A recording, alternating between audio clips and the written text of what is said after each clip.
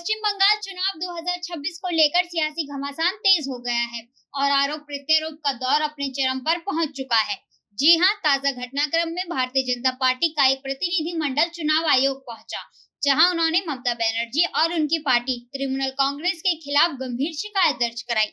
इस प्रतिनिधि मंडल में केंद्रीय मंत्री किरण रिजिजू, पीयूष गोयल और सुकांत मजूमदार शामिल थे। नेताओं ने आरोप लगाया कि पश्चिम बंगाल में चुनाव को हाईजैक करने की कोशिश की जा रही है। किरण रिजिजू ने मीडिया से बातचीत में कहा कि राज्य में मतदाताओं को डराया धमकाया जा रहा है। उनका आरोप है कि खुद मुख्यमंत्री और टीएमसी कार्यकर्ता घर घर जाकर लोगों पर दबाव बना रहे हैं कि वह भाजपा को वोट ना दे। भाजपा का कहना है कि राज्य का प्रशासन और पुलिस तंत्र पूरी तरह टीएमसी के प्रभाव में काम कर रहा है, जिससे निष्पक्ष चुनाव कराना मुश्किल हो रहा है। पार्टी ने चुनाव आयोग से मांग की है कि वह राज्य के प्रशासन और पुलिस को अपने नियंत्रण में लेकर स्वतंत्र और निष्पक्ष चुनाव सुनिश्चित करे। भाजपा नेताओं ने यह भी दावा किया कि पिछले चुनावों में भी दादागिरी के जरिए जीत हासिल की गई थी, लेकिन इस बार जनता बदलाव चाहती है और खुलकर विरोध कर रही है। पश्चिम बंगाल में जितना अधिकारी है, वरिष्ठ अधिकारी से लेकर के नीचे स्तर का पूरा को तृणमूल का कांग्रेस वर्कर तक बना करके जो हाईजैक किया गया है, उसका चिंता व्यक्त करते हुए हमने डिटेल में कब ममता बनर्जी ने लोगों को धमकी दिया और उनके अधिकारियों को किस तरीके से धमकी कराया गया और लोगों को कैसे करके घर में अंदर जाकर के धराया गया है, धमकाया गया है, पूरा हम लोग विवरण हम लोग ने पिटीशन में लिखा है। और साथ साथ में इलेक्शन कमीशन को हम लोग ने दरखास्त किया है कि चुनाव फ्री एंड फेयर होना चाहिए।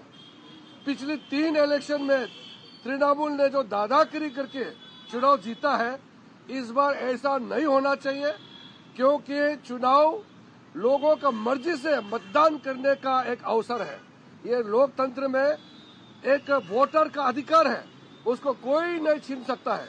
इसका सुनिश्चित इलेक्शन कमीशन को करना चाहिए, क्योंकि चुनाव का डेट घोषणा होने के बाद पूरा प्रोसेस, पूरा सिस्टम इलेक्शन कमीशन के कंट्रोल में आ जाता है। तो इलेक्शन कमीशन ये ध्यान रखना चाहिए कि पश्चिम बंगाल में वहाँ के वर्तमान सरकार, टीएमसी सरकार और वहाँ के जो लोकल एडमिनिस्ट्रेटिव मशीनरी है, पुलिस तंत्र है, जिसको तृणमूल कांग्रेस ने पूरा कब्जा करके रखा है, उसको नियंत्रण में लाना चाहिए। ये सारा डिटेल हम लोगों ने इलेक्शन कमीशन के सामने में रखा है। अभी चुनाव जो पश्चिम बंगाल में चल रहे हैं, वह जनता भयंकर तृणमूल का खिलाफ में आवाज उठा रहे हैं। हालांकि इन आरोपों को ममता बनर्जी और उनकी पार्टी तृणमूल कांग्रेस ने सिरे से खारिज कर दिया। टीएमसी का कहना है कि भाजपा केंद्र सरकार की ताकत का इस्तेमाल कर राज्य में अस्थिरता फैलाना चाहती है। टीएमसी नेताओं के मुताबिक भाजपा खुद मतदाता सूची से नाम हटाने की साजिश कर रही है और बेबुनियाद आरोप लगाकर माहौल खराब करने की कोशिश कर रही है। उन्होंने भाजपा के आरोपों को हताशा करार दिया है। इस बीच चुनाव आयोग ने भी स्थिति को गंभीरता से लिया है। आयोग ने मतदाता सूची संशोधन के दौरान सामने आई हिंसा और धमकियों की घटनाओं पर चिंता जताई है और राज्य सरकार से रिपोर्ट मांगी है। आयोग ने साफ कहा कि किसी भी तरह की अनियमितता बर्दाश्त नहीं की जाएगी। बताया जा रहा है कि एसआईआर के बाद चौथी सप्लीमेंट्री वोटर लिस्ट जारी की गई है। हालांकि इसमें कितने नाम जोड़े या हटाए गए, यह स्पष्ट नहीं किया गया।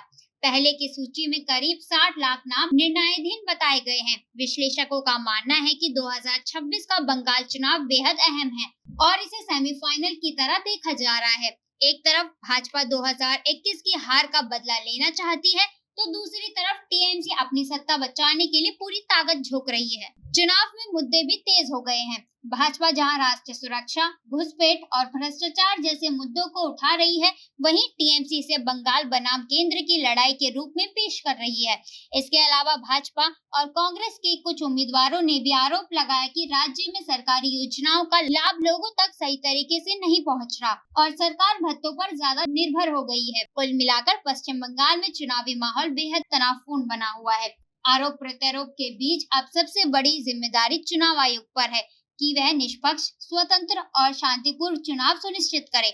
आने वाले दिनों में यह देखना दिलचस्प होगा कि क्या यह आरोप सियासी रणनीति का हिस्सा है या फिर चुनावी प्रक्रिया पर वाकई असर डाल रहे हैं।